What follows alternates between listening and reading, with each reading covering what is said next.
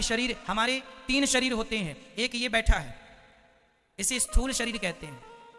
एक शरीर और होता है जिस शरीर से आप लोग सपना देखते हैं। आपका शरीर तो आपके घर में होता है पलंग में, पर सपना देखने के लिए आप कहीं हरिद्वार में होते हैं, कहीं जगन्नाथ जी होते हैं सपने में, तो वहां भी आपका एक शरीर होता है जिससे आप दौड़ रहे हैं, खा रहे हैं, हंस रहे हैं, तो वह भी तो एक शरीर है। तो एक तो बिस्तर पर सोया है और एक सपना देख रहा है, और आप कहते भी आज मैंने सपने में जगन्नाथ जी को देखा, बिहारी जी को देखा। मतलब ये कौन है? ये आपका सूक्ष्म शरीर है। एक शरीर और है कारण शरीर। ये कारण शरीर, जिस कारण से हमें मनुष्य का शरीर मिलता है, बंदर का, भालू का, जिस कारण से मिलता है उसको कारण शरीर कहते हैं। कारण शरीर का तो कोई बहुत बड़ा अस्तित्व नहीं है, वो उस कारण से तो मनुष्य मिल गया, वो कारण शरीर का काम खत्म। अब आगे का प्रोसेस ये है, 2 शरीर रह गए, एक सूक्ष्म एक स्थूल। तो ये जो बैठा है इसे कौन सा कहेंगे? मैया बोलो, मैया कौन सा है ये? स्थूल? स्थूल नहीं, स्थूल आधा सा, स्थूल। सूक्ष्म, सूक्ष्म शरीर कौन सा है? वही जो स्वप्न का दृष्टा है, जिसने स्वप्न को देखा है। वही शरीर हमारा मरने के बाद ये शरीर निकल जाता है, आत्मा यहां से निकल जाती है और उस सूक्ष्म शरीर में प्रवेश कर जाती है, और वही सूक्ष्म शरीर यहां से यमदूत उसे पकड़ कर ले जाते हैं और वहां ले जाकर यमराज जी के सामने हाजिरी लगाते हैं। यमराज वहां पर वेटिंग रूम में तुम्हें बिठाते हैं 13 दिन के लिए, जब तक तुम्हारी 13वीं ना हो जाए। 13वीं का इंतजार यमराज जी वहां पर करते हैं। क्यों? क्योंकि 13वीं में किया गया पुण्य तुम्हारे खाते में जुड़ता है, तो यमराज जी बोले आखिरी पुण्य और जुड़ जाए, फिर हिसाब करेंगे टोटल। तो फिर आप लोग जो 13वीं में ब्राह्मणों को खिलाते पिलाते हैं ना, समाज को, गांव को, वो सबको खिलाने पे, उस आदमी के नाम से खिलाया, उस महिला के नाम से, उस जीव के नाम से खिलाया, वो पुण्य उसको मिलता है। तो 13 दिन बाद वहां पर आपका हिसाब किताब होता है। 14वें दिन यमराज जी वहां पर आपको सामने बिठाते हैं चेयर पर, कुर्सी पर, और वहां एक बड़ी टीवी लगी है। तो आपने जन्म से मृत्यु तक जो जो किया था सब रिकॉर्डिंग हो रही थी, तो वहां पर फिर पेन ड्राइव के द्वारा वहां सेटअप पे लगाया जाता है, और फिर तुम्हारे जन्म से मृत्यु तक जो जो तुमने किया है, पुण्य पाप सब वहां चलता है। यमराज जी कहते हैं देखो तुमने क्या किया, देखो कितनों का तुम गला दबा रहे हो, लूट रहे हो, देखो तुमने झूठ बोला, देखो तुमने कपट किया, देखो तुमने छल किया, तुम्हें इसलिए हमने संसार में भेजा था। आप बार बार लज्जित होते हैं अपने किए कर्म पर, अरे राम राम राम मैंने क्या किया। आप जब बार बार झूठ बोलते हैं, यहां तो बड़ा मजा आ रहा है, झूठ बोलो, खूब पैसा कमाओ, कैसे भी कमाओ, गला दबा दो, मार डालो, कुछ भी करके लोग पैसा कमा रहे हैं, लेकिन वो ये भूल रहे हैं कि इसका हिसाब देना पड़ेगा। किसी को कौड़ी कम नहीं देता, किसी को दमड़ी ज्यादा, और समझदार तो चुप रह जाता, मूर्ख शोर मचाता, मेरे मालिक की दुकान में सब लोगों का खाता, बचेगा कोई नहीं। तुमने अंधेरे में भी जो पाप किया होगा ना, वहां सब रिकॉर्ड है, पूरी रिकॉर्डिंग है वहां। इसलिए बच के रहना रे बाबा, ईश्वर के घर देर है अंधेर नहीं है, हिसाब जब होगा पाई पाई का हिसाब होगा। कर लो तुम खूब अत्याचार, ध्यान रखना भोगना तुम्हें ही है। चलो यमराज जी ने वहां हिसाब किताब कराया। अच्छा देखो तुम गलत कर रहे हो, देखो तुमने झूठ बोला, देखो तुम अपने माँ को डांट रहे हो, देखो तुम अपनी माँ को गाली दे रहे हो, देखो तुमने अपनी माँ को 2 रोटी तक नहीं दी, देखो तुमने अपनी माँ के साथ कितना अत्याचार किया, देखो तुमने अपनी पत्नी पर कितना अत्याचार किया। और ये बहुओं की फाइल जब खुलती है, देखो तुमने अपनी सास को कितना तंग किया है, कितना सताया है, तुमने ये अत्याचार किया, सारा हिसाब किताब यमराज जी वहां रखते हैं। और फिर सब आदमी लोग, हम लोग सब थर थर थर थर थर थर थर कांपते हैं। अब क्या होगा, अब क्या होगा वो भी बताता हूं।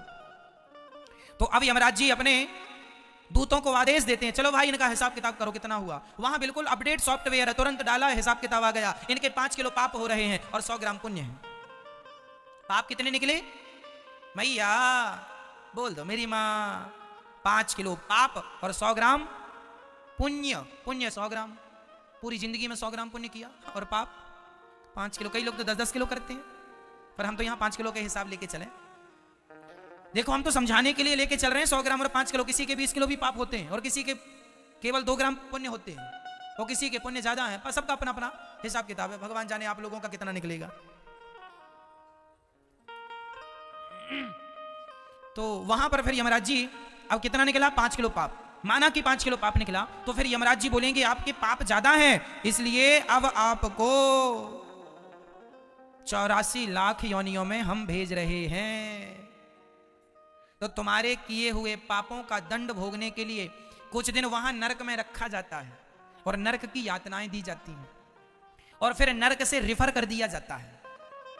जैसे छोटे हॉस्पिटल से बड़े हॉस्पिटल मरीज को भेजा जाता है, अब ये हमारे बस का नहीं है, यहाँ जितना होना था हो गया, अब वहां ले जाओ, आगे का ट्रीटमेंट वहां होगा। उसी प्रकार से आप लोगों को पहले वहां नरक में रखा जाता है, कुछ दिन वहां धुलाई उलाई होती है आप लोगों की। अब बड़ी बड़ी कढ़ाइयां हैं वहां पर, रौरव, महारौरव, कुंभीपाक, अंध्रतामिश्र, कालसूत्र, असिपत्रवन, सुकर्मुख, ऐसे 28 नरक हैं। जो महिला दूसरे पुरुष से संबंध बनाती है उसे सुकर्मुख नरक में डाला जाता है। वहां एक लोहे का पुरुष होता है गरम, और जो पुरुष दूसरी महिला से और जो महिला दूसरे पुरुष से संबंध बनाती है तो वहां पर स्त्री महिला दोनों नरक में उपलब्ध हैं, लोहे के बिल्कुल गरम। तो महिलाओं को, जो महिला किसी पुरुष के साथ व्यभिचार करती है उसे वहां लोहे के पुरुष से चिपकाया जाता है, और जो पुरुष किसी महिला के साथ व्यभिचार करता है, गलत हरकत करता है, उसे उस महिला के संग चिपकाया जाता है, जो लोहे की बिल्कुल गरम, उससे चिपकाया जाता है। आदमी तड़पता है, रोता है, चीखता है, चिल्लाता है। फिर वहां पर कोड़ों से मार लगाई जाती है। वहां पर, वहां की जमीन तांबे की होती है, तांबा, नीचे से आग जल रही है, ऊपर सूर्य का प्रकाश है, और उस तांबे में सूर्य का प्रकाश, नीचे से आग, वहां दौड़ाया जाता है। यमदूत वहां कोड़े पे कोड़े, कोड़े पे कोड़े बरसाते हैं, और आप तो बार बार मूर्छित होते हैं, पर बार बार होश में लाके दिया मुंह में खूब मार मार के दौड़ाते हैं। और करेगा पाप, जैसे धोबी घाट में धोबी कपड़ों की धुलाई कैसे करता है, दे उठा उठा के ले और पाप कर ले। मजा आ रहा था पाप करने में, पिट यमराज कोड़े से यमदूत मारते हैं ना, नानी याद आ जाती है, अभी कर लो खूब पाप तुम। ये बहुएं सासों को खूब रुलाती है ना, तुम्हारा एक एक आंसू का हिसाब होगा वहां पर। कर लो तुम अत्याचार, बचेगा कोई नहीं। परमात्मा सब देख रहे हैं, अंधे थोड़ी हैं वो। लाख आंख से देख रहा है तुझे देखने वाला, सच की खेती कर ले चतुर नर, समय गुजरता जाता मेरे मालिक की दुकान में सब लोगों का खाता।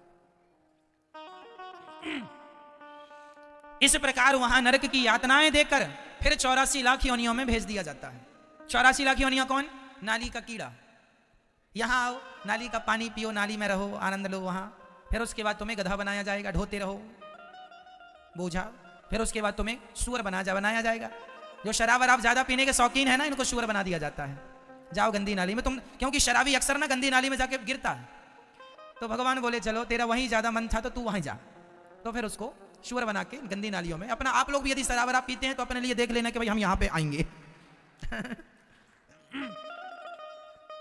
शराब पीना महापाप है। मैंने पहले कथा में बताया है आपको, 5 प्रकार के महापाप होते हैं। उन महापापों में पहला महापाप शराब है, दूसरा स्वर्ण की चोरी है, तीसरा ब्रह्म हत्या, ब्राह्मण की हत्या और गौ हत्या है, और चौथा गुरु पत्नी पर कुदृष्टि, जो अपने गुरु जी की पत्नी पर कुदृष्टि रखता है।